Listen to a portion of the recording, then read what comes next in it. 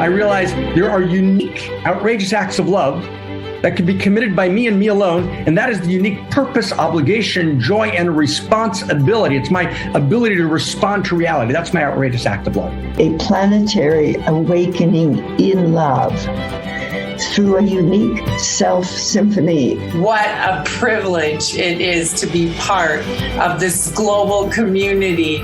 There's a voice within me that asks, who am I, right? Who am I in all of this? Each and every one of us has a unique gift to give that we desperately need.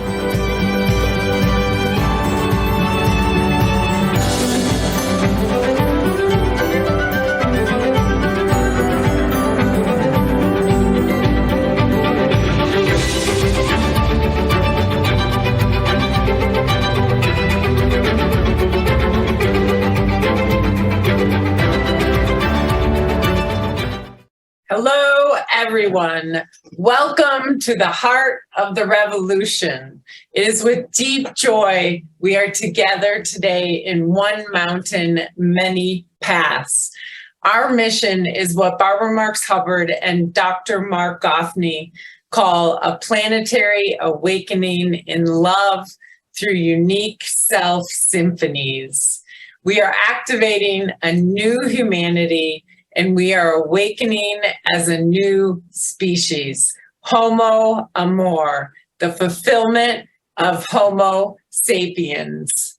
As a church, a synagogue, a mosque, a temple, a zendo, no one is excluded, everyone is included, and we come together to attune to the evolutionary impulse awakening within us.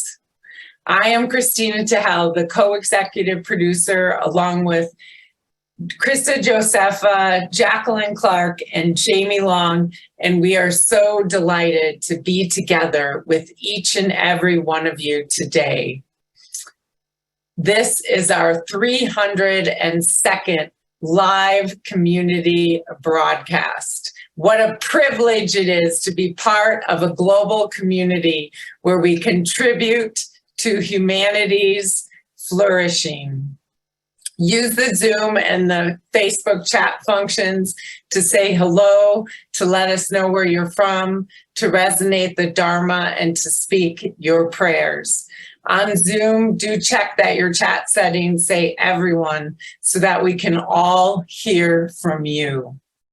Care to step deeper into community through the work and practice of creating the great Homo Amor library?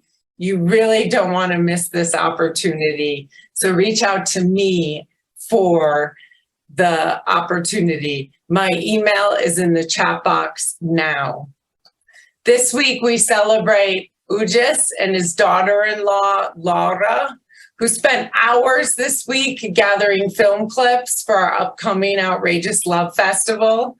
We also celebrate Jacqueline Clark, working early morning through late night, preparing behind the scenes details for both the Outrageous Love Festival and the great Homo Amor library. We love, witness, and appreciate all three of you. Thank you very much. What to expect today? First, a Dharma recap from myself from last week's One Mountain, Many Paths. Then Dr. Marc Gafni will set our intention. Then David will resonate the evolutionary love code that we're working with. Then we step into our evolutionary sermon with Dr. Marc Gafni. And then we move into meditation to enter prayer. Krista invites us in the end deeper into community, and to close, we bring people on for our goodbyes and a short dance practice. Marc writes what he calls evolutionary love codes. Marc and Barbara studied the codes together, often comparing them to Barbara's own 52 codes for conscious self-evolution. These codes grow out of their radical commitment over 100 collective years, crystallizing the new story of humanity. Quote, evolving the source code of consciousness and culture, which is the source code of love, unquote. I welcome all who are new today. We need you. Every week's One Mountain builds on previous teachings. And yet, if this is your first time, these teachings do stand on their own. We do encourage you to go back and listen to previous episodes. Today, you may hear unique language. Trust the magic ways the language, or Dharma, comes through your understanding. One Mountain, Many Paths is radically committed to telling the new universe story. Now for my recap from last week.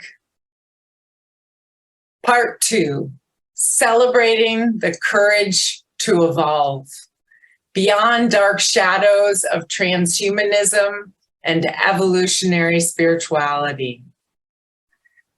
What Barbara Marx Hubbard and Dr. Marc Gafni have engaged in, and what really founded this One Mountain, Many Paths, and what we're all engaging together in a larger field is what we call not the joining of genes, but the joining of genius. This notion of joining genius is also called the future of relationships, from role mate to soulmate to wholemate. So wholemate is that next level, which is not joining genes, it's joining genius for the sake of the whole. That is a new level of relationship in response to a world that for the first time in human history is a world where we could have no future. The general response to that is to look away. We're standing in this moment, what Robert K. Lifton, the eminent scholar, calls facing apocalypse, meaning we refuse to turn away. We don't look away. We actually take into our very being the experience of there being no future, but not in a way which shatters us, but in a way which enlivens us and calls us to be the voice of the future in the now, to do everything in our power as evolution moves in us to actually change the vector of history. We change the vector of history by telling the new universe story. If you go into the civilization source code, you realize the source code itself is broken in certain key segments of the source code text. Here at One Mountain, we engage in evolutionary sense-making, or what we also call source code conversations. That leads to an evolution of the source code, not just conversations of the mind, but conversations of the body and conversations of the heart, or embodied conversations. We model what evolutionary conversations need to be like. An evolutionary conversation is not just egos jousting in the public sphere in order to score points for their separate selves. An evolutionary conversation is we want to impact each other. We want to transform together. Can you imagine if the pro-life and pro-choice people got together and had those kinds of conversations? Can you imagine if the best of the Republican Party in the United States got together with the best of the Democratic Party in the United States in order to synergize? We must know that we are each holding a piece of the puzzle. And that the puzzle only becomes whole when we love each other, when we become wholemates.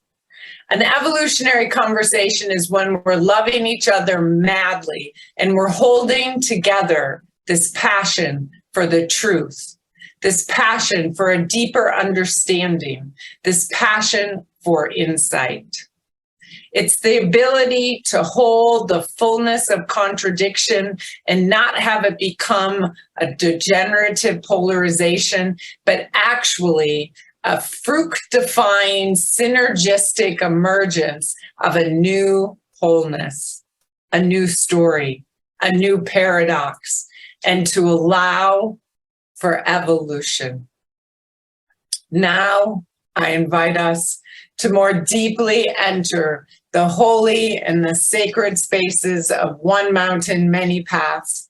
And I turn my word to you, beloved Dr. Marc Gafni. I want to just say thank you so much to Kristina Tahel for that just gorgeous and wondrous Dharma recapitulation.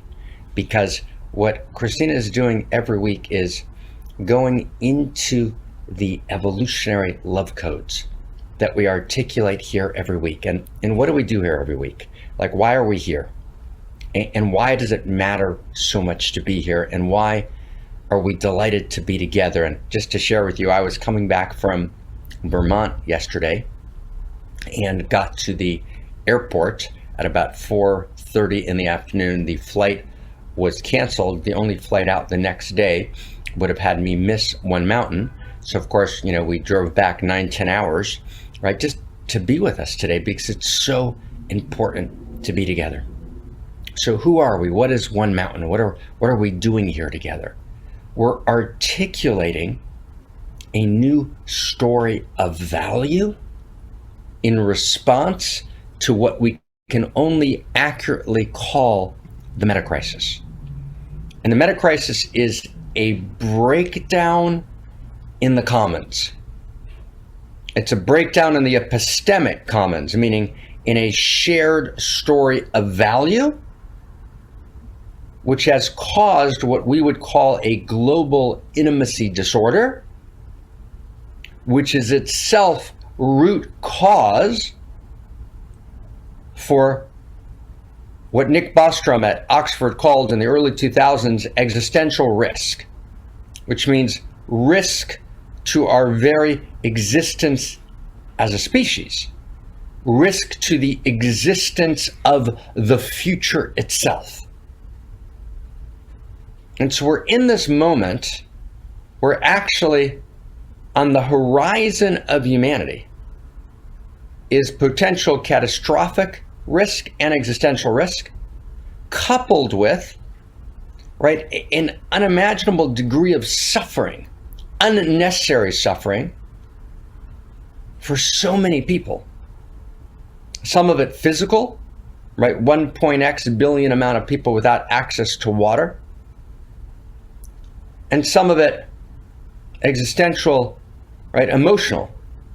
1 million suicides a year, 25 to 50 million attempted suicides, right? Minimally around the world, particularly in the most affluent of places. Depression as the fastest growing malaise in the world. So we live in a world of outrageous pain, and at the very same time, right, we live in a world of outrageous beauty and outrageous goodness, and there's billions of acts of goodness and kindness performed all the time. And yet, there's a breakdown. And the breakdown is a breakdown in the very story of value in which we live. We're not living in a story of value anymore. And in fact, postmodernity has declared that all stories are false, are fabrications, right? Are fictions, one quotation, are figments of our imagination, a second quotation, are but social constructions of reality, right? A third quotation. And yet the pre-modern traditions, the great old traditions, each one still argues that it has some version of the exclusive truth. And we don't have a universal grammar of value. We've deconstructed value.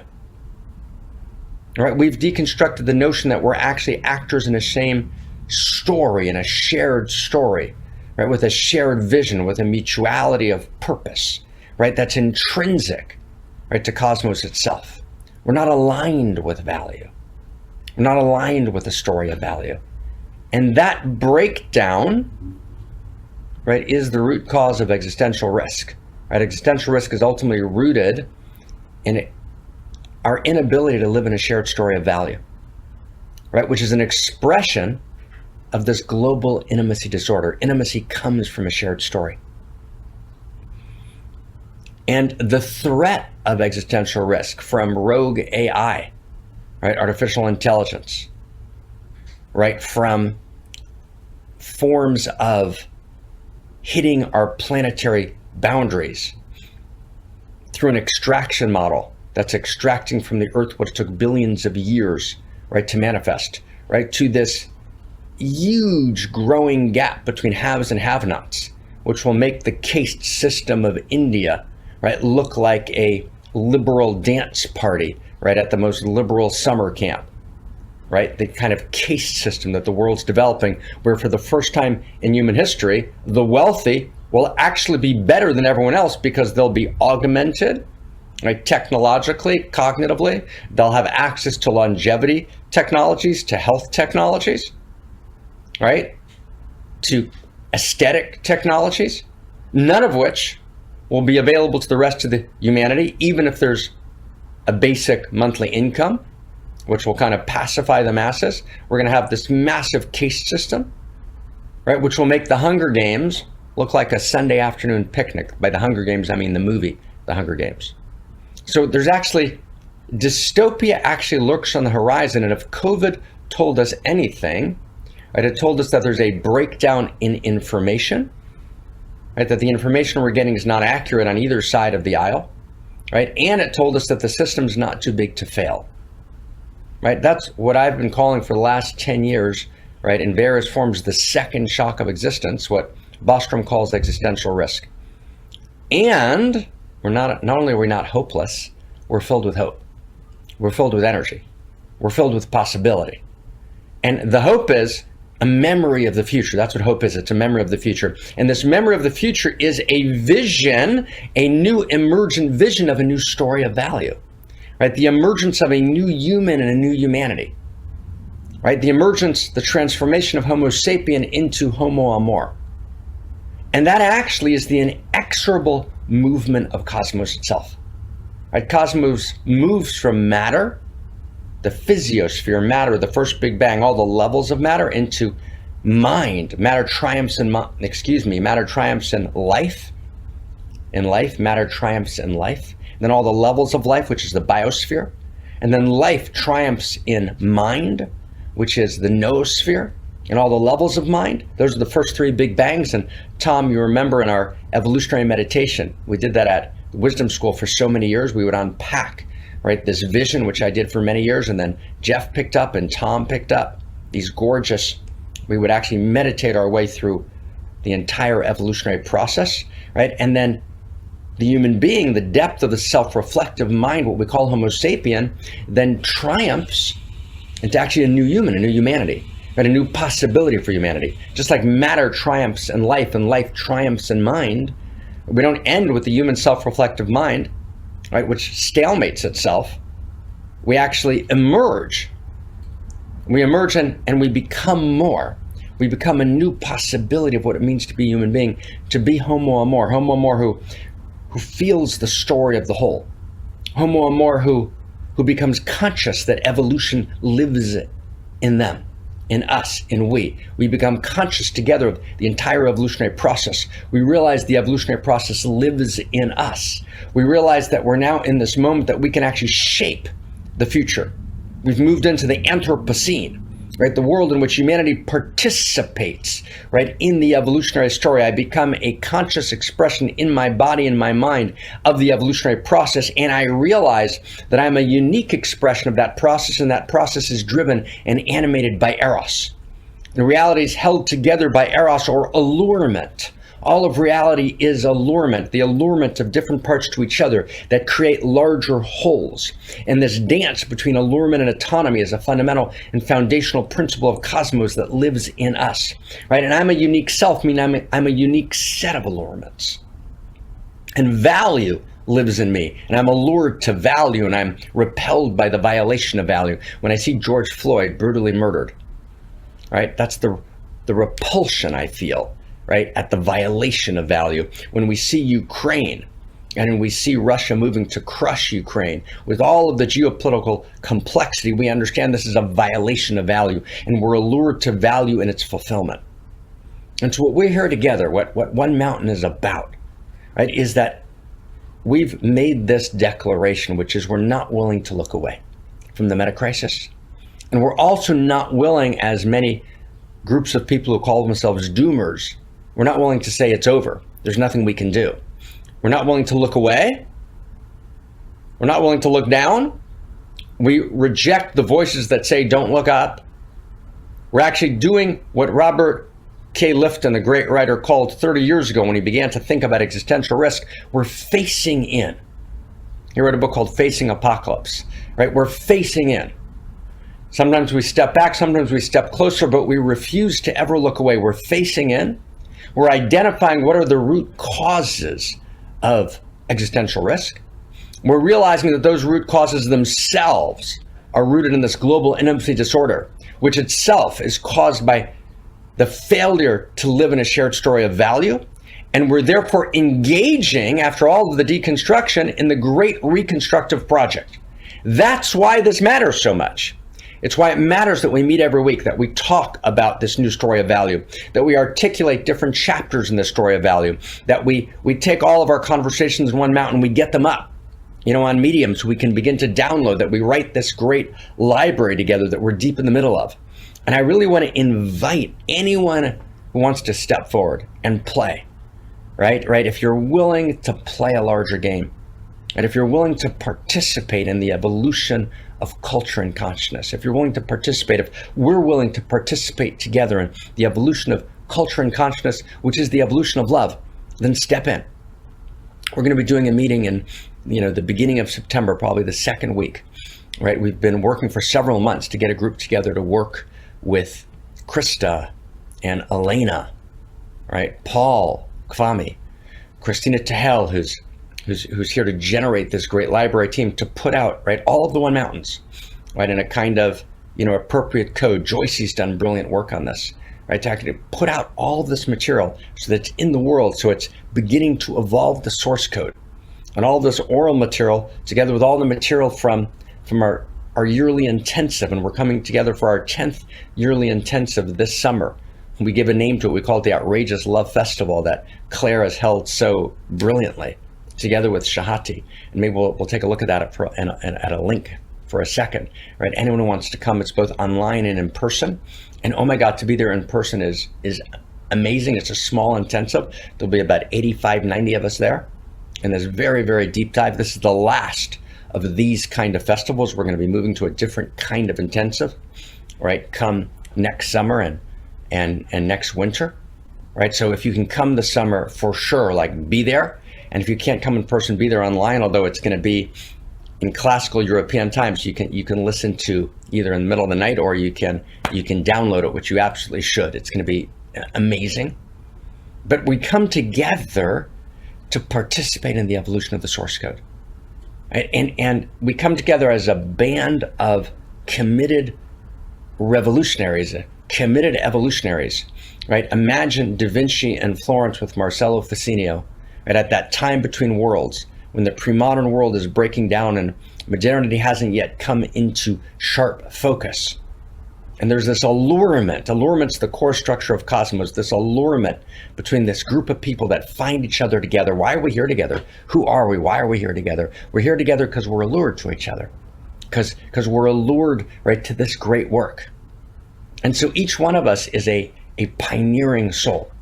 Each one of us is an evolutionary. That's why we're here together, because we're allured, because we understand the actual desperate need, right? The overwhelmingly urgent, albeit ecstatically urgent, moral imperative of this time is to respond to the meta crisis.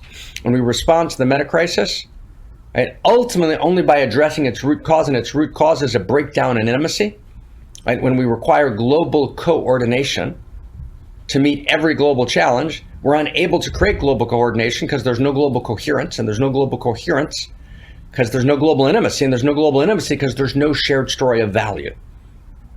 right, so wow, that's what we're here to do together. It's a big deal. That's a big deal. So we're going into the summer now. The summer intensive starts on, what days did it start? On the 6th, right? The 6th of August, which is 2 weeks from this Saturday.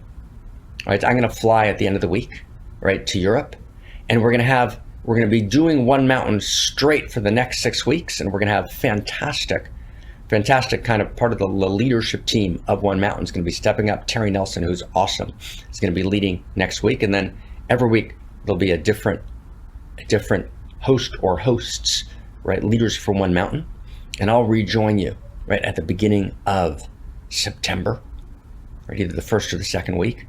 And the next 5-6 weeks, I'm going to be in Europe. We're going to be deep in the mode of, right, this deep intensive, right, and creating the structures, right, to have our center, right, actually thrive so it can do its work. And its work is no less than, and I'm going to say a strange sentence, which is going to make you feel crazy. It makes me feel crazy, but I want to say it anyways, right? There's a moment in which we have to be superheroes, and we need to be a league of superheroes. And what a superhero is, right, is someone who refuses to look away. And when you refuse to look away, then you access your superpowers and you begin to wake up and you begin to grow up and you begin to show up. And by you, I mean we, right? It's always we. We wake up, we grow up, we show up, right? Because we refuse to look away. And so we're animated, right? So we're not interested here in commodifying spirit and building, some platform, right? That's not our game. That's a complete waste of time and energy at this moment in time. We're interested in coming together as a unique self-symphony in which everyone's got an instrument to play. And that word first occurred to me, 10 years ago, 11, 12 years ago, right? And Barbara and I used to talk together about a planetary awakening in love through unique self-symphonies, right? That's our vision. Right? We're a unique self-symphony together, and we're here to articulate this new story of value together, and we articulate it in different forms literally every single week here together in One Mountain. Then we get it up on Medium. We're getting all the old episodes up on Medium. Right? David's making incredible clips. Jacqueline, Jamie, right, are holding the space in beautiful ways. Suzette, right, Benjamin, Claire Schott, Terry, right, Tom, right, Kristina, right? Right, each of us, all of us, right? Zohar, right? Zohar, right? Right, and I'm sure I left 5 people out who are doing stuff every week, because I always do when I just do a quick list off the top of my head. Kristina Kincaid, right? And put in the chat box anyone if I missed, a name in our inner circle. Let me just check the chat box. Hold on. I said Benjamin, of course. I said Benjamin, right? I think we got everyone. Okay. Right, and then all of us together, right? All of us together, Michael Taylor, right? Brother, we're a league of superheroes together. That's what we have to be. We have to be a band of superheroes that don't turn away, not because we're grandiose, because we're grand, right? Psychology is afraid of human grandiosity, but it forgets to recognize human grandeur. We're in the Anthropocene. This is ours to do, right? Right, this is the time, right? This is the moment. Right? And we are the people, right? We are the people, right? We've been waiting for. So I'm madly delighted and excited, and was worth every minute of driving 10 hours yesterday not to miss this moment with you. We have a huge day coming up. Okay, so David, right? Brother Davis, take us into the code. We've got a huge code for this week. Away we go. Oh. Thank you, Mark, for always being invited to something bigger here. And that's, what originally inspired me 12 years ago when I met you, and that's what's brought me back every week. So welcome, everyone. If you're new, we resonate a code every week in order to focus our energy, our attention on the topic for today that's related to some first principles that drive reality. So this week's evolutionary love code, sorry for you non-Americans here, but there's a reference, but I think you'll get it. Reality is always asking you a question. Are you ready to play a larger game? Are you willing to play baseball? Are you willing to play the largest game of baseball there is? So I'll just resonate it one more time, and then we'll go back to Mark. Reality is always asking you a question. Are you ready to play a larger game? Are you willing to play baseball? Are you willing to play the largest game of baseball there is?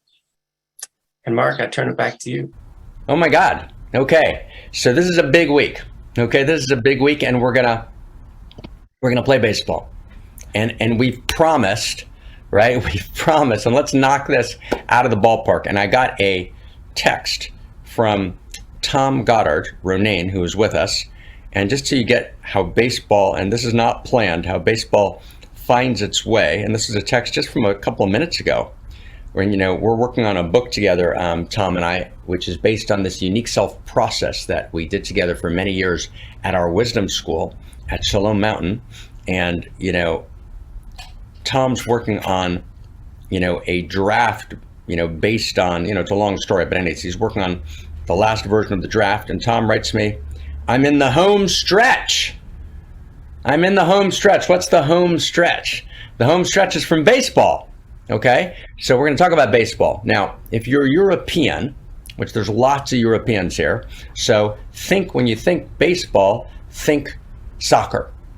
Okay. And we're going to talk more about baseball at the intensive in Europe, but think soccer. And, I'm not going to share any baseball clips, but I just want to kind of, notice with everyone a few baseball movies I just want to mention that are going to be in the backdrop. And there's also a bunch of soccer movies. So now this doesn't work for football. It doesn't work for rugby. It works for baseball, right, in the United States. And I'd say in Europe, it works best for soccer, right? And so, feel free to kind of replace baseball with soccer as you're listening, if you're listening in a European mode, right? We live in a world in which we are in this global world. It can't be any more about just the United States. The United States has played actually a leadership role in many, many ways and continues to pour into reality.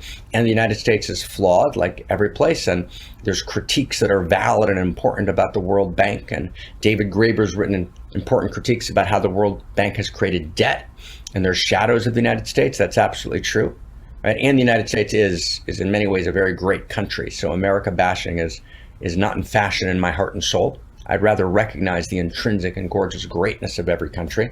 The United States, since World War II and since Bretton Woods, which was kind of the new, right, kind of world order that's created peace for 70 years in much of the world, right, has been in large part facilitated, right, by the United States. And the era of Pax Americana is ending. Right? We need to move into a new world, right? And America electing, Donald Trump, right, who is, whether you're a Republican or a Democrat, obviously not the right choice for president, right, who violates, right, basic human values, right, on a daily basis in the most kind of brazen way, right, kind of signaled the end of Pax Americana. So when I talk about baseball, I'm not talking about baseball in the sense of Pax Americana. I'm talking about baseball in the sense of, right, a place which is holding a mystery. And if you're European, think soccer. Okay? So I want to talk about baseball today. I want to talk about baseball. And, we promised to talk about this for a bunch of weeks. And I'm talking about baseball, of course, in context of the new story of value. And I thought this would be a great, last piece before we start with the incredible lineup, right? Incredible batters in the batter's box. We're going to be with us the next 5 or 6 weeks in One Mountain, right? So baseball analogy. So this is the last, right, my kind of last sharing of this season before we get our new roster of batters up for the next 5-6 weeks. Then I'll pick up again with you in September. So here we go. We're ready for baseball. So 1, okay. Drum roll. Do we have a drum roll here? I'm actually so excited to do baseball with you. I'm crazy excited to do baseball. So let me just tell you how I got to baseball. I personally have never liked baseball. I've gone to a couple of games, and for me, baseball has always looked or felt something like when I was a kid, like, getting together to watch the paint dry. Does everyone get that? Let's get together and watch the paint dry. It's very slow. So when I was young, 8, 9, 10, I wasn't moved by baseball. Never really paid much attention to it. And then my son, Zion, who is rock star beautiful, And I planned a father-son trip for June. So we did this father-son trip, and it was a beautiful trip. And I did the trip for a lot of reasons. One is that his mom has actually been very sick. And I had the sense that, that he might need to come live with me. He's been raised by his fantastic mother, who's a great teacher and writer, Mariana Kaplan. Mariana's gotten, sick, and so God willing, she's going to get better. And so I wanted to do a father-son trip with Zion to kind of talk about the future. So we agreed to get together in San Francisco. I picked him up, and we got a hotel room right in the heart of San Francisco. And we spent quite a few days, just the two of us. I think it was 4 full days. And the agreement was lots of baseball. We get to eat whenever we want. So we found this little cafe next to our hotel, which was like this diner open 24 hours a day. So we would have lunch at 1 a.m. We did everything kind of just father, son, no rules, just we have to go deep. The rule was we had to go as deep as we could in everything. So we had this wild time. We went to see Harry Potter. There's one Harry Potter play that J.K. Rowling wrote. And the name of it escapes me now. If someone remembers, put it in the chat box.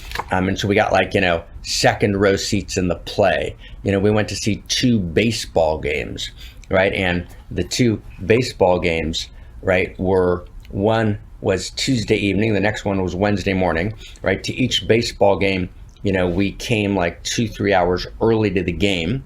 Like for the second game, Wednesday morning, we basically opened the stadium. We were like the 3rd person in the stadium because Zion explained to me that there's batter's practice, and at batter's practice, you can actually get a ball, right? If, like a couple hundred people come early and the players do batter's practice, sometimes you can catch a ball. So I'm like, I love my son madly. I don't like baseball. I'm saying, but I promised to come to this baseball game. And the agreement we made was no phone, no internet, no reading other books, no working on anything. We just have to watch every play together. So within 24 hours, I went to 2 baseball games, got a major sunburn because we got the tickets, the 6th, 7th row, right behind the dugout. It was, who was playing? The Kansas City Royals against the San Francisco team, the Giants, at Oracle Stadium. So here we are watching baseball, and every single scene. So I just started thinking about baseball, with Zion, what is baseball? And there's a whole bunch of baseball movies, right? So Field of Dreams, right, is one baseball movie, okay? Field of Dreams, that's one big one, right? With Kevin Costner, I think. There's another movie called The Natural. Field of Dreams is an incredible movie, right? The Natural, right, is another baseball movie. There's Moneyball, which I'm not going to talk about today. Moneyball is about how recruitment changes in baseball, Margie. You're absolutely right. I'm not going to talk about that one today for a bunch of reasons, but Moneyball is definitely a baseball movie. There's a 3rd baseball movie called Bull Durham. B-U-L-L Durham, Bull Durham. Fantastic movie, Bull Durham. Okay, that's movie 3 that I want to kind of just mention. Another baseball movie called A League of Their Own, right? A League of Their Own, which is about how women's baseball started in the United States during World War II. Really important movie. And then there's another movie called Sandlot. And let's see if we can get all these movies in the chat box, just so you can see them all. Okay, here we go. So here's the movies. 1, Field of Dreams. Let's put them all together so people can kind of take a look at them. Field of Dreams is 1. 2 is The Natural, right? 3 is Sandlot. 4 is A League of Their Own. And 5 is Bull Durham. Those are the 5 I want to kind of just you have access to. Okay? So Field of Dreams, The Natural, Sandlot, A League of Their Own, and Bull Durham. B-U-L-L D-U-R-H-A-M. We can get Bull Durham up there? Okay, we're fantastic. Right? And I'm not putting, Margie, I'm not doing Moneyball because it's actually, it's about something else. It's actually, let's put Moneyball up there. Right? We'll talk about what that is and what Moneyball got right and what Moneyball got wrong at a different time. Okay? So here we go. Here we go. So I'm not gonna go through the movies. I'm gonna just kind of mention them as we go.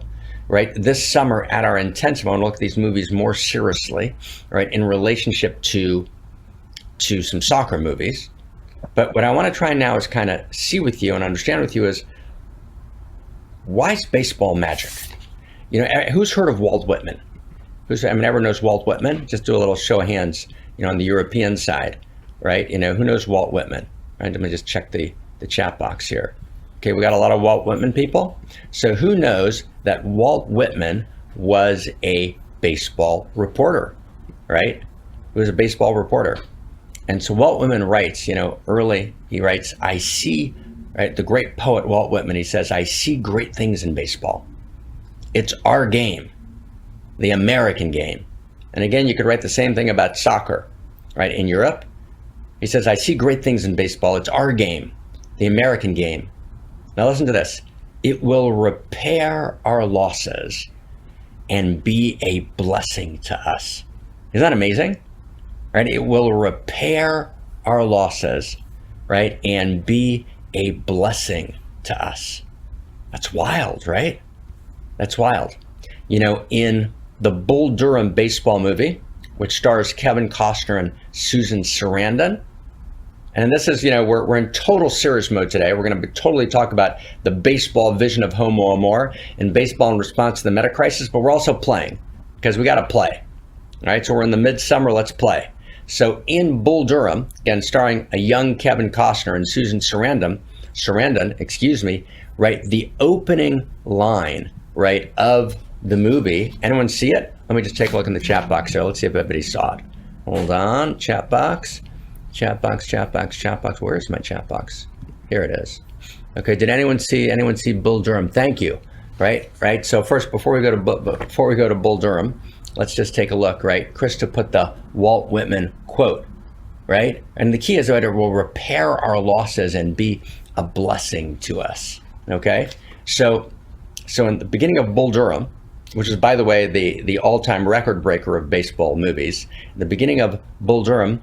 Right, Susan Sarandon does this fantastic monologue, which we just want to make a clip of for the summer festival, where she says, I've been to all the churches, I've tried Christianity and Judaism, and I'm ad-libbing her monologue, and I've tried tarot and candles and meditation and I've tried prayer, I've tried everything. None of the churches work for me. There's only one church that's ever worked for me, which is the Church of Baseball. Right, so what's the Church of Baseball? What's Walt Whitman talking about? Okay, and I want to try and unpack with you baseball. And I want to try and unpack, if I can, what I want to call the 14 or 15 principles of baseball, and how baseball actually represents something unbelievably important and wild, right, in society, which has, kind of insane value, which is insanely, right, important, right, and sacred, and all of that. Okay. And here it is. I want to kind of say it, and then I want to try and unpack it. First, I want to say it. Baseball represents value. That's what baseball is. Baseball is about value. It's not about pre-modern value. It's not about the value the way the traditions thought about value. God gave my people value. Our value is better than yours. It's not a pre-modern traditional ethnocentric vision of value. Okay? But it represents intrinsic value in cosmos in a way that people intuitively understood that to be true before postmodernity came along and deconstructed value. Now, I've called this notion of value in kind of serious writing, which is just it's been published on the web, but it's just gonna get published more seriously this coming year. I've called this common sense sacred axioms of value. So modernity was defined by what I want to call common sense sacred axioms of value. Like choice matters, like effort is rewarded, right? Like fairness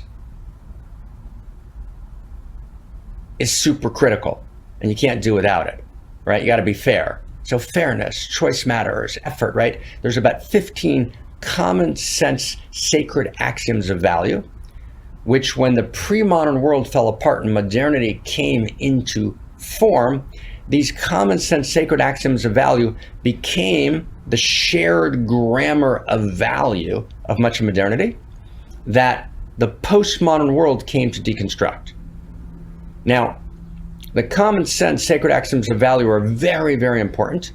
We can't go back to them. We can't ignore postmodernity, We have to respond to most modernity's critiques. I'm not going to do that here today in One Mountain, but we need to reclaim, right, these common sense sacred axioms of value that are represented by baseball, but this time we have to ground them. Now stay close, meaning they were just assumed in modernity.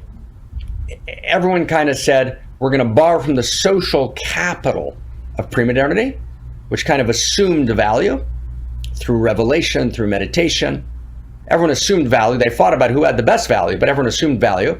That broke down, but some of the social capital or the spiritual capital of pre-modernity entered modernity.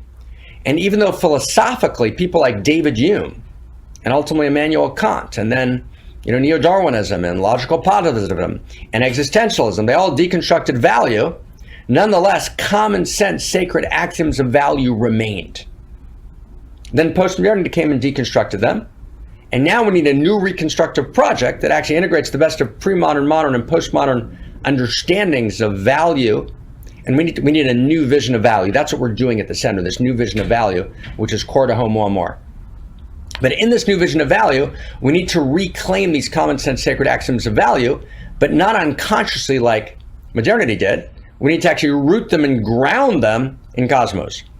That new grounding, stay close everyone, that new grounding of those common sense sacred axioms of value, and maybe we can get that word in the chat box, that new grounding of the common sense sacred axioms of value, right? We call that new grounding evolving first principles and first values of cosmos.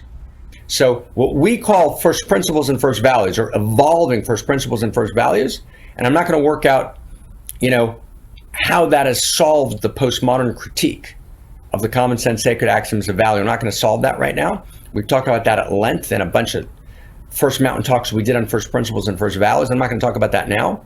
Now I just want to focus on baseball is an expression, right, of value, and it's an expression of common sense sacred axioms of value, meaning no one has grounded them in great philosophy. They're just a given. We just know they're true. We just live in them. That's what took us through modernity until postmodernity came along and deconstructing that. Now we need to engage in a reconstructive project to take the best of pre-modern, modern, and postmodern into a new vision of value. That's what we're calling evolving first principles and first values, or what we call an evolving perennialism. That's what we call, and our name for that is the new story of value. And our name for that new story of value is cosmoerotic humanism. And if you're new to One Mountain, don't worry about that. This is a big field. You don't need to swallow it all whole now. We're trying to actually articulate here an evolution of the source code. Today we're just going to focus on baseball, okay? But first I just want to take one movie, and I'm going to go through 15 principles of baseball. I'm going to do it pretty fast, but I'm going to just start to just kind of ground with you this notion of baseball being about value. And I'm not going to show you the clip now. I'm just going to tell you the story and read you for a second. So in Field of Dreams, right, Kevin Costner hears a voice, and the voice says, if you build it, he will come. And then it says, if you build it, they will come. So he's in this field. He's married this woman. He doesn't quite know. They fell in love. He's not really a farmer, but they fell in love, and he winds up in a farm someplace in, I don't even remember what state. I don't remember what state. Idaho, someplace. There's someplace, right? And he's in the field. He's not much of a farmer, but he's in the field, and he hears this voice, and the voice says, right, if you, Iowa, thank you, they're in Iowa. Thank you, Stana, they're in Iowa, right? If you build it, first he feels he will come. If you build it, he will come. And then he hears, if you build it, they will come. And he's not sure what to build. And then he sees the next morning, he sees a vision, right, of a baseball diamond. And he knows that somehow he's meant to build this baseball diamond. So he takes this big portion of his Iowa field, cornfield, which is a very bad economic idea, right? And he builds this baseball diamond. And then this player shows up. It was his dad's idol. And he has this broken relationship with his father. And the name of the player is Shoeless Joe Jackson, one of the greatest players that ever lived. But Shoeless Joe Jackson, right, was on, I think, a Chicago team, the Red Sox, could that be? Right? Well, I don't remember the team, but he was on a team. I think it was a Chicago team. with 8 other players, right? Chicago White Sox. Thank you, Tom, Renee, and Goddard. Chicago White Sox. And they're thrown out of the league for cheating. They actually didn't cheat. So they're thrown out of the league for a violation of value. Everyone with me? Common sense, sacred axiom, don't cheat. Right? Forget it. It's not built in any big, philosophical, just don't cheat. Right? Common sense, sacred axiom of modernity. Okay? Right? And they're thrown out of the league for cheating, which is a violation of value, but actually didn't happen. They actually didn't cheat, which is even a bigger violation of value. They've been falsely accused. To be falsely accused is to have value violated in your soul. I actually know something about that. Okay? So these guys die. Shoeless Joe Jackson, that was his name, and these 7 other players, they died. They're never able to play baseball again. So he hears this voice, if you build it, he will come. And who shows up to this diamond? Shoeless Joe Jackson. Now, you understand what's happening here is baseball is transcending death. You get this, right? And this is a very, very spiritual, right, transcendent, metaphysical, movie. It's a wild movie, right? And the only place Shoeless Joe Jackson can exist out of the realm of eternity in this world is in the diamond. So when they invite Shoeless Joe to come in the house, he can't leave the baseball diamond, because the baseball diamond itself participates in the field of eternity. Like the field of dreams itself is part of the field of eternity. Does everyone get that? It's beautiful. It's a crazy, beautiful movie. And, come not to one mountain, come to our sister, to the Outrageous Love Festival, to our summer intensive. We're going to look at a lot of clips here, and it's wildly beautiful. So Shoeless Joe Jackson comes, and then all the other players that were thrown out of the league come, and they start playing baseball in this field, right? But the only people that can see them playing are Kevin Costner, his wife, and their daughter. But his brother-in-law, Ray, kind of represents, the ordinary world, and they can't see what's happening here. All they see is this crazy baseball diamond, and they're coming to foreclose on the property because they've cut down, too much of the crops, so they can't actually turn a profit. And he's about to lose the farm the next day. And Ray is saying, you got to sell the farm, man. I'm going to get you a good price, sell it, right, and get rid of this baseball diamond, right? And Kevin Costner's saying, no, we're not going to sell. And then his daughter at a certain point says, Daddy, we don't have to sell the farm.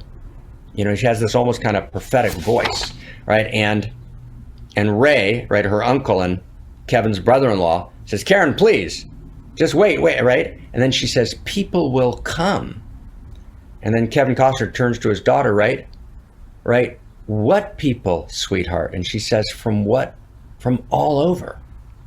They'll just decide to take a vacation, and they'll come to Iowa City, right? And they'll think it's really boring, so they'll want to pay us, like buying a ticket. And Ray says, right, to his brother-in-law, are you crazy? You seriously listening to your daughter? Right, are you? And he says, yes. Right, wait a minute. Why would anyone come to pay here? Why would anyone pay money to come here? And she says, to watch the games. It will be just like when they were kids a long time ago. They'll watch the game and remember what it was like. Right, and Ray says, the brother-in-law who wants to foreclose the property, what the hell is she talking about? And she says, people will come. Right? And Ray says, all right, this is fascinating, but you don't have the money to bring the mortgage up to date, so you're still going to have to sell. Right? And Kevin Costner says, I'm sorry, Ray, we got no choice, right? People will come, Ray. They'll come to Iowa for reasons they can't even fathom, right? They'll turn up in your driveway, not knowing for sure why they're doing it. They'll arrive at your door as innocent as children, longing for the past. Of course, we won't mind if you look around, you'll say. It's only X dollars per person. They'll pass over the money without even thinking about it.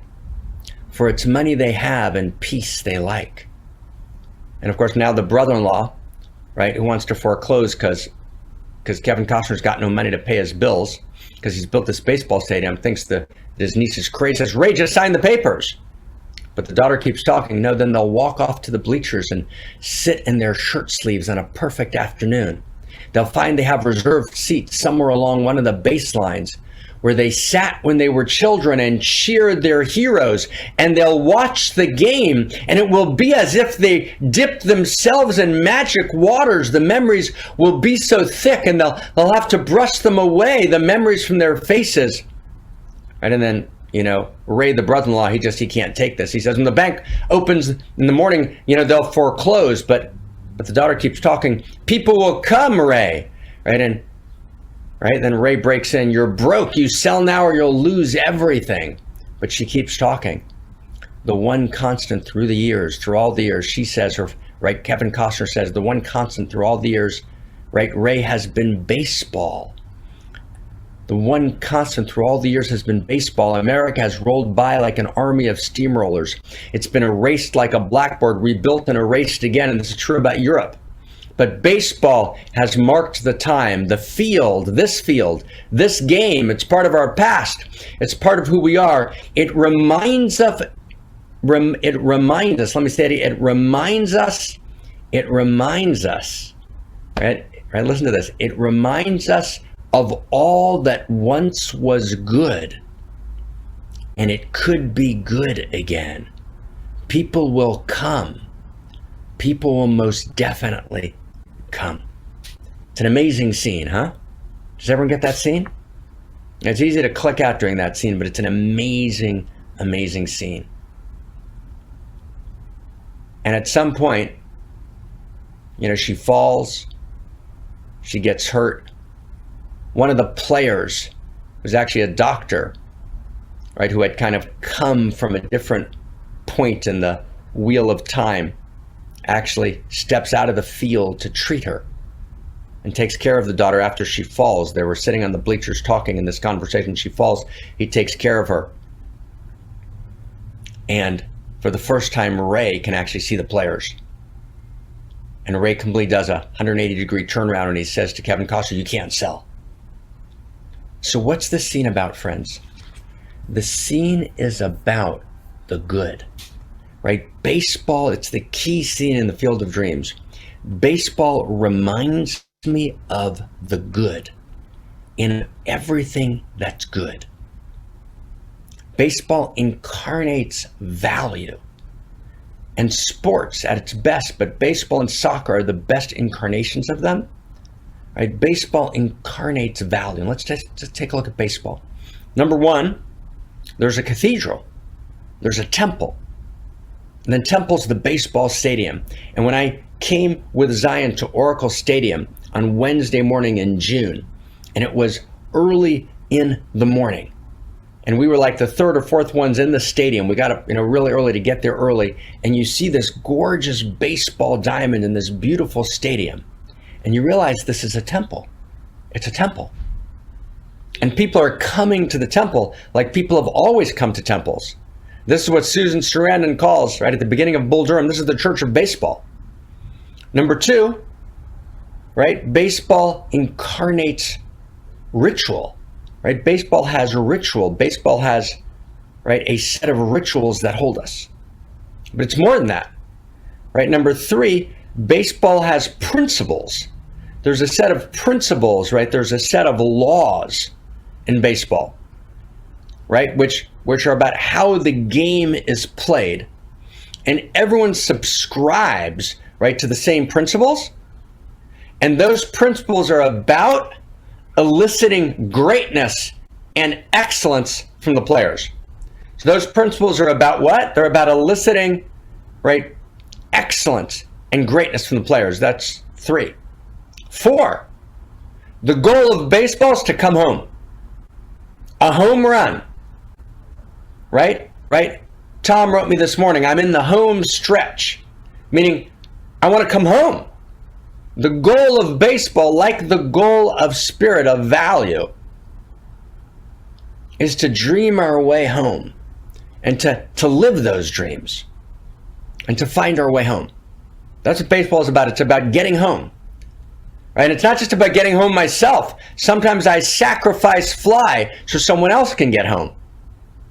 It's about the whole team coming home. It's about, right, driving other people home. But the movement in baseball, number four, is a movement towards home. Number 5, of course, baseball has holy men and holy women, right? When it's played by women. And we'll talk about that movie, A League of Their Own, when baseball was played by women in the United States, beginning in World War II from 1943 or 44 till 1954. Incredible story. But baseball has saints, right? Baseball has saints. It has heroes, right? Just like any great system of spiritual transformation does. So baseball has saints and heroes, and I want to say something about those saints and heroes. They're not like movie stars. They're not like movie stars. Movie stars are about celebrity, right? It's a superficial structure or,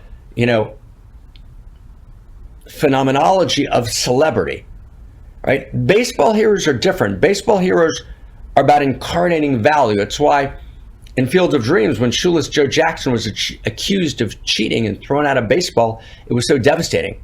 Shoeless Joe Jackson says to Kevin Costner, it was like having my my legs amputated. Right? Not just because I couldn't play baseball, because baseball is value, and it's why building the stadium, if you build it, he will come. Right? And fixing that false accusation, right, and restoring value, right, was this great, right, mystical moment in Field of Dreams, right? And so the heroes of baseball, the saints of baseball, right, are not just celebrity in that kind of superficial, shallow sense, but they're meant in their ideal form to incarnate value. I remember I grew up in part in Columbus, Ohio, which was near Cincinnati. And it was a time when Sparky Anderson was the coach of the Cincinnati Reds, which was then called the Big Red Machine, right? And whoever remembers baseball, Terry, this is for you. Tom, this is for you. Suzette, this might be for you, right? This was the Big Red Machine, and it was Pete Rose and, Johnny Bench and Dave Concepcion and Tony Perez, right? Right, this incredible, right, Johnny Bench, that's right, this incredible team, right, this kind of wild team. Sparky Anderson is the coach, right, and then Pete Rose, right, is accused of doing something which is unethical, which is this very small infraction, but it's a violation of value, and Pete Rose is now out of baseball, and everyone is devastated because the baseball hero, this is number 5, is not a movie star. It's a different quality of hero, at least in its ideal, if you will, platonic form. So that's 5, right? 6. And maybe just say one more thing. There's this great scene, and we should make a clip of it for sure, right? Ujis, Krista, right? Team, right? From the movie Sandlot. It's one of the 5 baseball movies. And it's this movie about this ball, which is signed by Babe Ruth, and it's a growing up story through baseball about two kids, actually a group of kids in this neighborhood. It's a fantastic baseball movie. But there's this moment twice in the movie they talk about Babe Ruth, and they talk about he's the great Bambino, right? And they go through all the nicknames of Babe Ruth. It's a fantastic scene. It appears twice in the movie, where you get the sense of who Babe Ruth was. And the movie opens, this is the second great clip from Sandlot. The second great clip is the opening of the movie, where the announcer says, in 1932, right, the world changed. It was the World Series. It was, 9th inning, and Babe Ruth was up, and he nods to center field, with his bat, saying, wow, I'm gonna have a home run into the stands there. It had never been done before. And then he went and did it. Right? And then a superhero was born, a super titan, right? This notion of, right, that's baseball. I said I'm going to do it. I'm going to do it, right? This Promethean human capacity, right, to fulfill and to show up as value, right? So that's number 5, right? Number 5, right? Number 6, right? In baseball, everything and everyone is accountable. Just like there's, in the great traditions, there's this book of life, right? Because we count, we're accountable. In baseball, we count. We count home runs, and we count stolen bases, and we count RBIs, and we count, right? And as everything counts, there's a ledger, right? There's a public ledger in baseball, right? And all of the history, right, of each player is public and available, and there's no advertising and there's no, image and there's no branding, right, that can change that. Right? That's actually the original blockchain, right, is baseball, right, when it's immutable and it's there and it's for public witness. Okay, so that's that's number 6. Right, number 7. Number 7, you with us, everybody? It's beautiful, number 7. And I want to thank my friend Topher, right? Topher Nelson. Topher and I worked on this in Holy of Holies, right? Number 7, when you're up in baseball, most of the time you fail. So baseball is the ritualized experience of failure. Wow. 7 out of 10 times you don't get on base. You either fly out, right? Sat right, you fly out, you strike out. But basically, most of baseball, right, for the batter is spent failing. Wow. And if you have a 300 average in baseball, you're batting 300, that's unbelievable. You have a lifetime average of batting 300, that's unbelievable. 350 is like insane, right? Because basically most of the time, you're failing, right? So baseball is the ritualized human experience, right, of failing again and again and again, and not losing heart and holding and being of brave heart, right? And getting up to the plate again and again and not falling into resignation and working with it again and again, and then picking up that bat and getting in the kind of right form, right? And being willing to give it everything you have and to show up and to wake up, right? With all of your energy and all of your passion and all of your potency and all of your power. And it all begins again, right? It all begins again every time you come up for bat, right? So baseball is, right? So number 7 is baseball is about failure, how you live in failure without losing heart. Right, that's number 7. The number 8 is, and it all begins again every time you come up to bat. And it's every time you come up to bat, you can change your record. Every time you come up to bat, you can actually be a hero. Every time you come up to bat, you can actually lift that stadium to its feet with ecstatic exultancy that will blow your heart and mind open. Right? And you can actually be cheered by all of reality for showing up with everything you got. Right? In other words, in baseball, yesterday doesn't determine today. Right? Every time, right, you get to start again. Right? That's number 8, and it's gorgeous. And who you are in baseball is not just your record, but there's these greatest moments, and that's number 9. Right? Remember that principle? The essence of who I am, right, is revealed, right, in my moment of greatness. So there's moments of greatness, right, that are wildly valued, right? Gorgeous, okay? What number are we at? Stay with us, stay with us, stay with us, guys, stay with us. What number was that? What was 9? Did we get 9 down? Right, you can change it, 8, 9, so good, we're at 9. We're at 9, fantastic, okay? Okay, that's 9, now we're at 10. So 10 is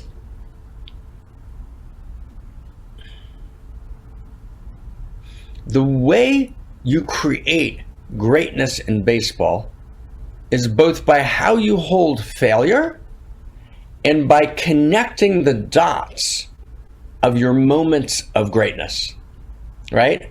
So when you connect the dots of your moments of greatness, then you get the story of your life.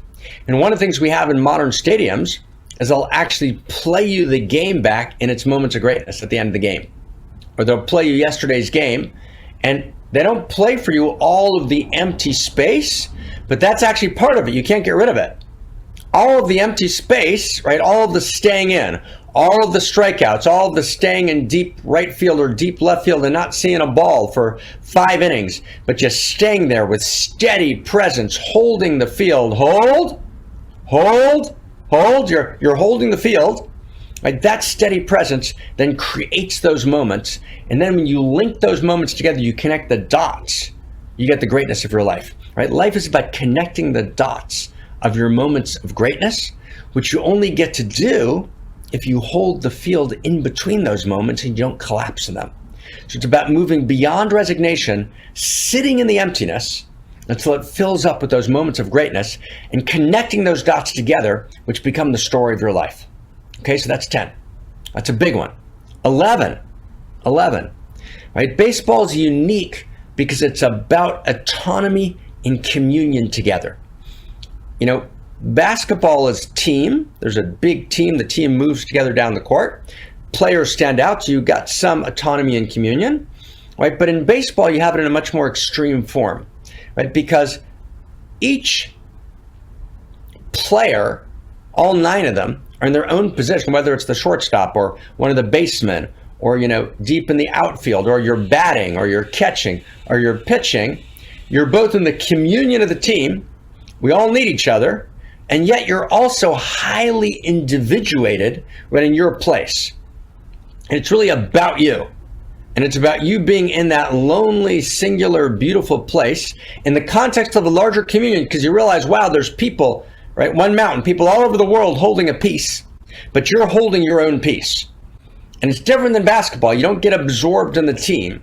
It's different than soccer even, right? It's about, you know, there's a kind of singularity in baseball, which is very unique. So there's in the extreme communion of the team, right? And, right, there's this, right, radical individuality happening at the same time. So that's number 11, right? Number 12, and this is a very big deal. The field of value, which is the field of dreams, lives beyond the individual expressions of it. In other words, every baseball player is a unique self and a unique expression of that field of value. But even when that baseball player is done playing, right, and they move on in their lives, or they may even move on from this world, the field of value remains. The field of dream remains. So, for example, right, the Yankees are still the Yankees, and the Dodgers are still the Dodgers, and the Red Sox are still the Red Sox, right? In fact, right, there's an unchangingness, right, to the field of value. And Fenway Park's been there for a long time in Boston, and Yankee Stadium, right? In other words, there's this sense of rootedness in an evolving but eternal field of value. So the Yankees remain, even if all the Yankees have changed. So the separate self of individual Yankees have disappeared. The unique selves have left their mark, and they've had their continuity. But the Yankees, which is, and the game, and the stadium, which are all expressions, right, of this magical field of value, right? The field of value remains. So what number is that? Okay, that would be 12. Did anyone get 12? Okay, so it's just called that, right? The eternity of the field of value, right? The stadium, right? The name of the team, right? Right? You might hang up, right? Often you hang up the uniform and the number of one player because that number always represents unique self.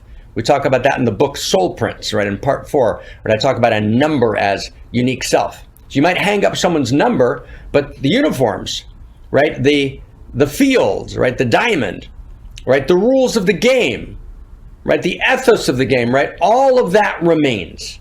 Okay, that's big. Okay, that's number 12, right? Number 13, which is a really big deal. Number 13 is about the following.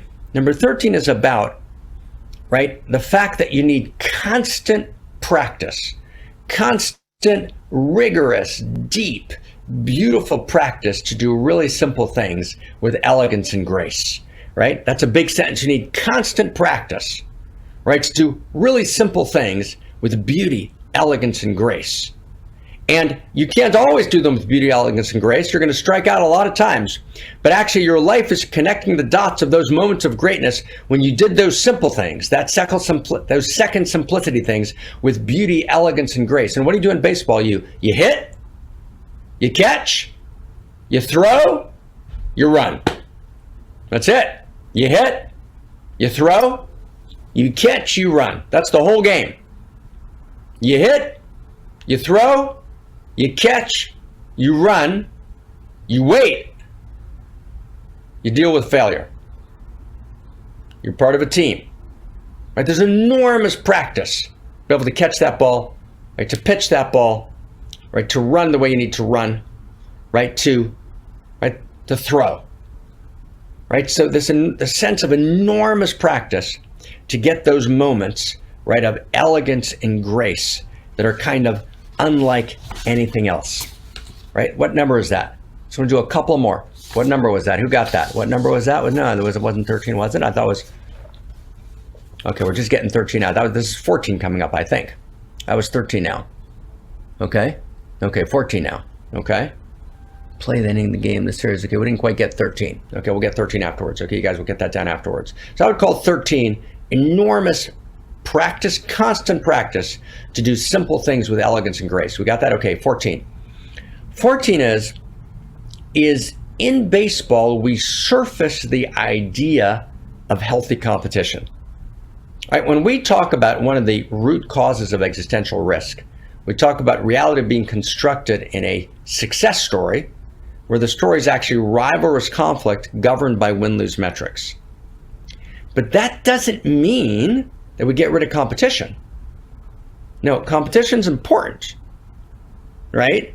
But the competition can't be zero-sum competition, right? If you didn't make it, you die, right? In the kind of marketplace we've created in the world today, if you can't self-commodify, you actually quite literally die, right? You're actually written out of society. So competition is important, but can't be zero-sum competition. It's got to be rivalrous conflict is beautiful. Competition's healthy and beautiful.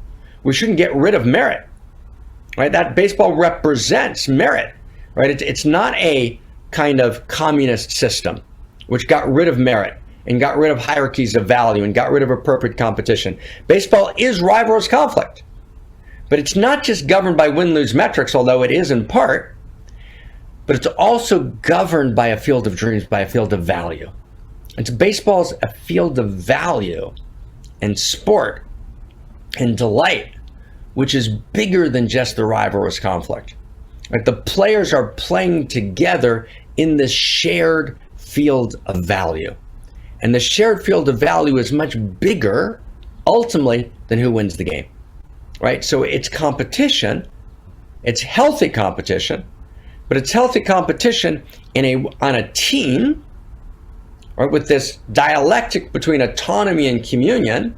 The team is larger than any individual player, and there's kind of a commitment to the larger field of value, the larger field of dreams, the field of baseball. Okay, wow. And there's an umpire, right? And the umpire makes calls, and those calls are binding, right? And so it's not a kind of crony capitalism. It's kind of a healthy, conscious, right, field of value and field of dreams. Now, I think you get a sense here, right, of, you know, what we mean by this game, you know, being this kind of, you know, sacred play. You know, if you look at the movie, I'm gonna end with this piece, and I'm gonna turn to Krista Josepha, and I'm sure we're gonna talk about the festival, and we're gonna do a little baseball prayer. Right? It's exciting, right? So baseball incarnates value, and we've looked at 14 ways in which baseball incarnates value. And I want to just add two more pieces, and we'll finish with these. One of the ways you see how baseball incarnates value is you see that in this movie Field of Dreams, it says, you know, baseball's good, and it can be good again. So good is value. Good is the good, the true, and the beautiful. Second,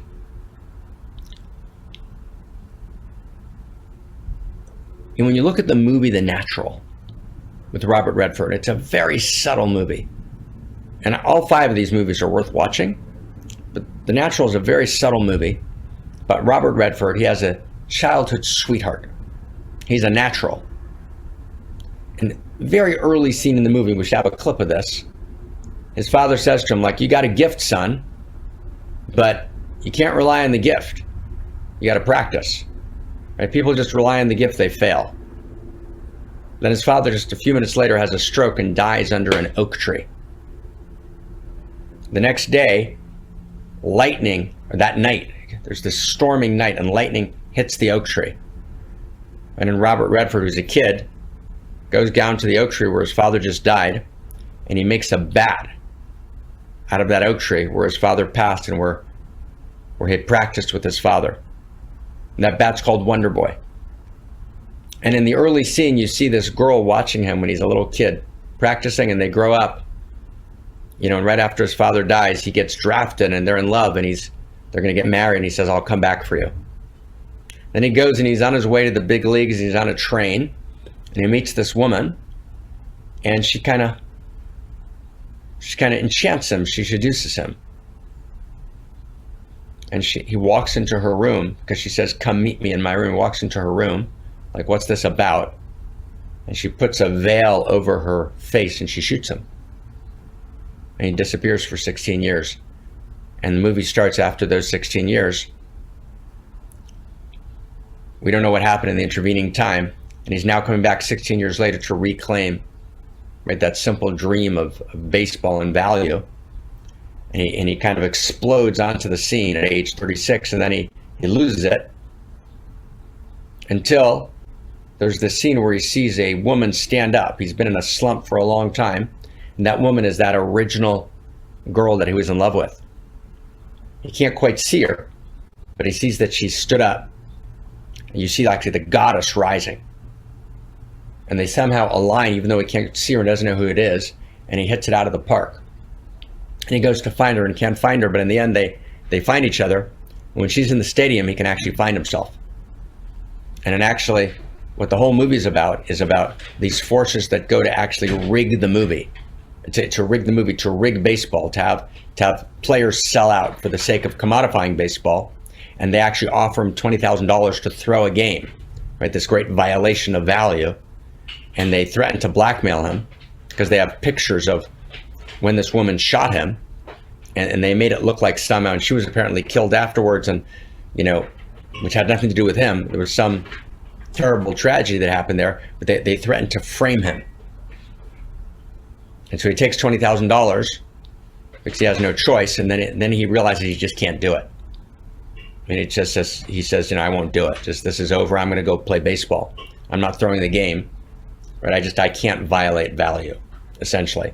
So he goes to the game, and it's the game is hanging in the balance, and he can't quite find it. And the woman who was his old beloved, right, sends him a note because she has a son. He doesn't realize it's his son. When they made love right before he went on that train ride, right to the majors. And she says to him, your son's in the stadium. And it's just like, right? And he becomes the father, and he becomes the man.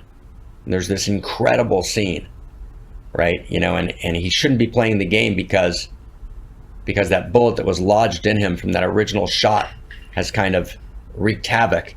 And his whole system could collapse if he even plays one more game, but he has to play. He puts his life on the line for value. And there's this last scene where just, he's up and he just connects with the ball, and you just see value at play as that ball hits that bat and it soars out of the stadium. And then the last scene is him pitching back and forth with his son. When I went on that baseball trip with Zion, there were 4 days together, and I had hurt my back quite badly. I was in some serious amount of pain. But at the end, Eitan said, Dad, let's throw the ball. Kind of like that scene at the end of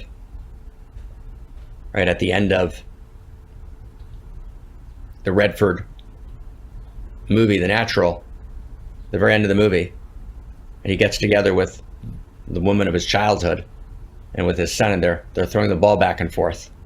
At the end of Field of Dreams, Kevin Costner with his father, right? They actually repair their relationship and they do a catch, right? It's unbelievable, right? And so here I am with Zion, and Zion says, hey, let's do a catch. And I don't have a mitt. So we go to a shop and we get this mitt, and it's not quite broken in, so they oil it for us. And, Zion and I go out to this field, and my back is in wrenching pain, but literally the pain disappeared. And we just spend, half hour just throwing the ball back and forth in that simple way, right? Value, right? Immeasurable value. And we both said maybe our favorite part of the whole trip, right, was just that half hour. throwing that ball back and forth. When we enter the field of dreams, the field of the Father and Son, the field of the immeasurable, the field of the non-commodifiable, right? The field of value, the field of transmission, right? That's baseball. Right? Baseball is value, right? Baseball is the magic of value. Baseball is common sense, sacred axioms that modernity knew. And baseball and soccer, right? They both represent that same notion of value. And what we need to do is, after postmodernity deconstructed baseball, it deconstructed value, we need to reclaim it. We need to reclaim it at a higher level of consciousness. It can't be reclaimed as, right, common sense, sacred axioms. We can't go backwards. We need to revision value. We need to begin to talk about first principles and first values. We need to explicate what value is based on. We need to respond to the academic critiques, which are true but partial, and to actually revision value. And that's what we've been working at the center, and be able to revision value and articulate a universal grammar of value that's real, right, is the source code move that changes reality. It's bigger than Darwin, right? It's bigger than Freud. It's bigger than Einstein, because it's not about the exterior, it's about the interior sciences. Imagine if we can articulate, right, a shared grammar of value, right? A baseball, a soccer, right, for humanity, which we're all playing in that stadium. And we're all bound, right, by a larger vision of value. And yes, there's rivalrous conflict, but within the baseball diamond. The baseball diamond which participates in eternity, which transcends death. And that's the invitation, that's the possibility. And that's baseball.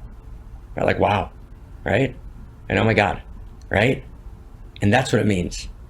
Right? Homo Amor is a baseball player. Right? Man or woman. You know, in that movie, A League of Their Own, the last movie we mentioned, it's about women in World War II. And women in World War II, for the first time, were released from the home because men were on the front, and they began to work in the factories. They began to work in offices. And that actually seeded women's liberation 20, 30 years ago, because women didn't want to go back, right, to the old way. And so there's this moment where they start this league, and it's supposed to be for entertainment, but the women take baseball seriously. And they play this league gorgeously and beautifully. It's like women emerging in their power, right? Finding the depth of their masculine, integrating it with their feminine in this new feminine emerging, which is part of Homo Amor. And of course, the point is that women playing baseball in this new way foreshadows the emergence of the new feminine. That's the same theme. Homo Amor is the best baseball player, the best soccer player, right, that there ever was, right? Right, that's what it is, right? We're in the field of dreams together. We're in the field of value together. And it's in that field that we find each other, right? It's in that field, right, that we pray, okay? So I want to just go to the chat box for a second, right? And we're not gonna do Leonard Cohen this week, the Holy and Broken Hallelujah. By the way, Leonard Cohen loved baseball. But I just want to ask, if we can for a second, just to do a direct prayer. Let's just do a direct prayer, and then we'll turn to Krista Josepha. And let's just pray for everything. Let's pray for each other. Let's pray for anyone who's sick. Let's pray for any part of us that's split off. Let's pray for the new human and the new humanity. Let's pray for the emergence of Homo Amor. Okay, and I'm gonna, with permission, and we just all do it together, just so we have a kind of chant. I'm just gonna offer a chant into the space, right, as people write their prayers, right, and then Krista Joseph, maybe you'll read the prayers, right, and take us inside, okay? So here's just a simple chant as people write their prayers. And it's a chant for everything, right, that's possible. Hey da hey hey hey hey ho. Hey hey hey hey hey ho.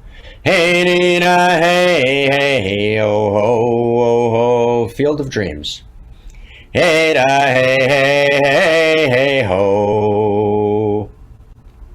Hey dee da hey hey hey oh ho ho ho. Hey da hey la hey hey hey ho. Hey dee da hey hey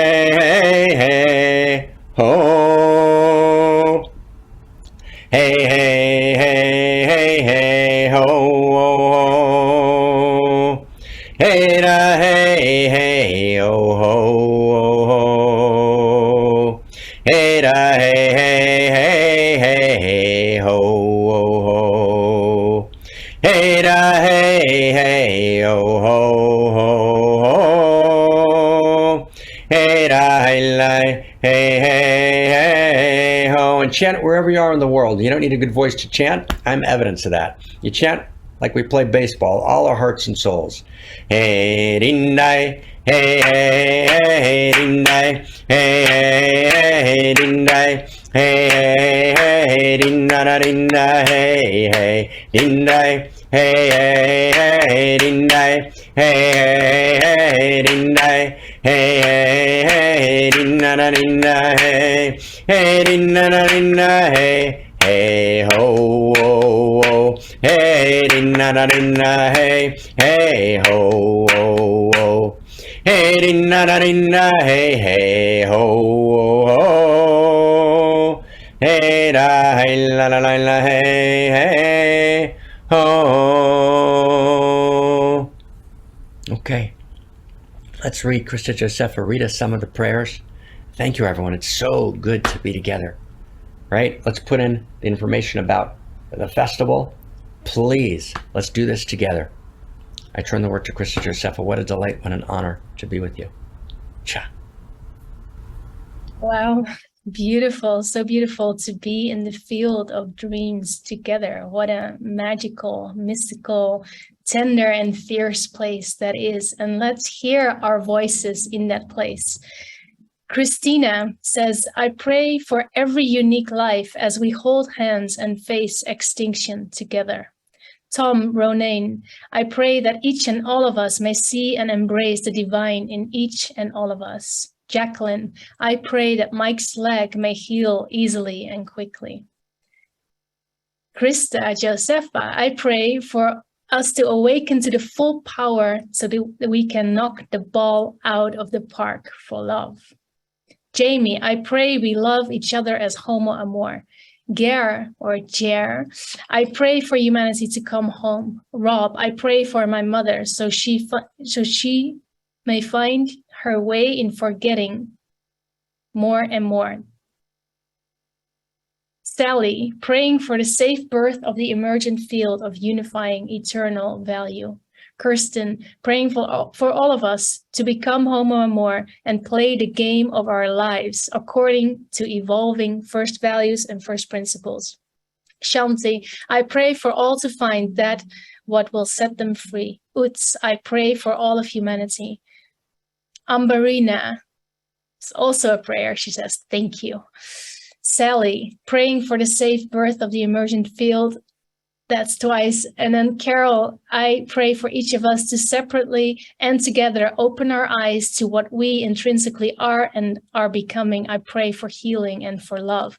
Denver, I pray for an awakening of humanity, that we will come together to play a new game of deep love and respect for each other and all of life. Renee, I pray to have the foresight to always stay in that love energy and realize when I fall out of love. Suzette, I pray for you, beloved Mark, to get the time you need to give your amazing gift into the world with all of us outrageous lovers by our side. Ujas, I pray for unity, love, peace, and deeper connection with reality. Oriana, I pray for all of us to play as evolution is cooperating and collaborating in love. And last one, Marjorie, may all be held in the value of a field of dreams in which all are coming home. Thank you, thank you, thank you. Amen, amen. Thank you for bringing your beautiful voices into our shared, as Barbara said, it's evolutionary we space. And all of our voices and all of our desires and prayers are heard by all of reality as we bring them up, lift them up into the sky, as we say so beautifully. And amen, amen, amen. Thank you. And wow, what an amazing journey we were on today. We opened with Kristina that blew our hearts open with her tears and talking about existential risk and where we are right now in the world and feeling the pain of that. And then we went on this whole journey of stepping on the plate and awakening to Homo Amor within us and feeling, at least I could feel this power rising inside of us that we actually have a game to play here. And as Marc was sharing these stories about these movies, I could just feel this mystical space opening up, and this voice whispering, if you build it, they will come. And so one of the things that we, all of us here together, got to build together is, of course, the Outrageous Love Festival. And please do come if you feel this fire in your heart, this yearning. Even if you don't know how to make it possible, it's short notice, just reach out to me, to Shahad, to Claire. I'll put my email address in the chat box after this, and we can just talk about it. And I'm happy to think about how to make it possible for you to be there, because I just can't wait to be together for 7 days in this depth of Dharma and evolving the source code together. It's just going to be so powerful and magical. So that will be August 6th till August 12th in Belgium at a beautiful royal castle. And if you decide that it's too much for you to travel right now, then you can also participate online. We are live streaming it through a very professional filming crew that is there. So it's actually going to be just as if you are there live with us. And we're focusing a lot of our attention to this hybrid space to really connect the local with the global community. So there's going to be a beautiful online space, online community where you get to share and watch the replays and the recordings and even participate in some of the workshops. So that is a beautiful opportunity for you to stay home, but still get a taste of the awesome Outrageous Love Festival. And let's put, maybe someone can help me and put the link in the chat box again. And before we close, we're going to close, as always, bringing all of our beautiful faces on, dancing together and seeing each other at the end. But before we do that, I just wanted to mention again, we talked about it a few times today, the great library and all its different dimensions and expressions of it. And one of it is bringing these One Mountain episodes, turning them into beautiful Medium posts, but also turning them from that into books. And we're building an amazing, amazing team. More and more people are stepping in. Like we said, Elena, Paul, Joycey, Shanti is going to help. And you are invited. We are all invited to participate in that. This is really ours to do together. And it's so much fun to play this larger game together and be on this team together. So Marc invited us to this meeting in September. It will happen. We'll have a meeting and bring in some new people. And we have a very clear, beautiful, simple structure of how these, of the steps that need to happen. So you can be either, for example, a proofreader, meaning that you need a very careful eye and just reading through for the very last time, seeing if there's any edits needed. But if you have some serious skills in editing, if you're a professional editor, then please batter up, as they say, because reality needs you. So I'll put my email in the chat box. Just reach out. Let's get to know each other. Let's have some fun and play an awesome game together. Now, let's close it with some music. We are the people we've been waiting for. Kristina, please take us inside some music and some dance. While we are doing that, you will be invited to promote as panelists. Please click yes, don't be shy, put on your camera and let's dance together and let's blow this out. Awesome. Thank you so, so much.